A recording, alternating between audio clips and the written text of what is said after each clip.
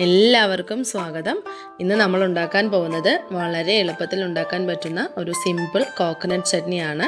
ഇത് പല രീതിയിൽ ഉണ്ടാക്കാം. ഞാനിന്നിവിടെ കാണിക്കാൻ പോകുന്നത് ഇങ്ങനെ സിമ്പിളായിട്ട് ഉണ്ടാക്കാം എന്നുള്ളതാണ്. അപ്പോൾ നമുക്ക് വീഡിയോയിലോട്ട് പോകാം. അതിനാവശ്യമുള്ള സാധനങ്ങൾ: കുറച്ച് തേങ്ങ എടുത്തിട്ടുണ്ട്. ഇത് അരമുറി തേങ്ങയുടെ പകുതി മാത്രമേ ഉള്ളൂ. ഒരു പച്ചമുളക്, ഒരു ചെറിയ കഷ്ണം ഇഞ്ചി,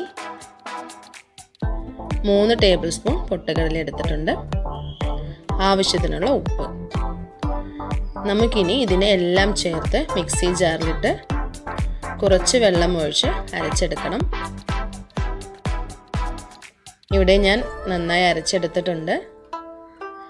ഇനി ഇതിലോട്ട് കുറച്ച് വെള്ളം ചേർത്ത് മിക്സ് ചെയ്ത് കൊടുക്കുക. തിക്കായിട്ടാണ് നിങ്ങൾക്ക് വേണ്ടതെങ്കിൽ കുറച്ച് വെള്ളം ആഡ് ചെയ്താൽ മതി. ഈ സമയത്ത് ഉപ്പെല്ലാം ഒന്ന് ചെക്ക് ചെയ്യുക. അവസാനമായി ഇതിനെ ഒന്ന് താളിച്ചെടുക്കണം. അതിനായിട്ട് ഞാൻ താളിക്കുന്ന കടായിൽ കുറച്ച് എണ്ണ ചേർത്തിട്ട്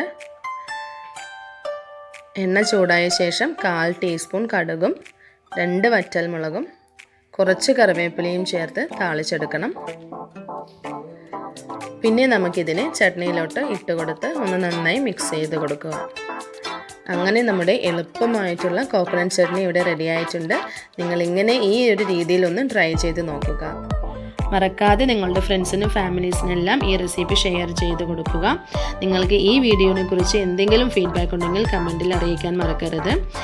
സബ്സ്ക്രൈബ് ചെയ്യാനും മറക്കരുത്. ഇനി അടുത്ത നല്ലൊരു റെസിപ്പിയുമായിട്ട് കാണുന്നത് വരെ താങ്ക് യു.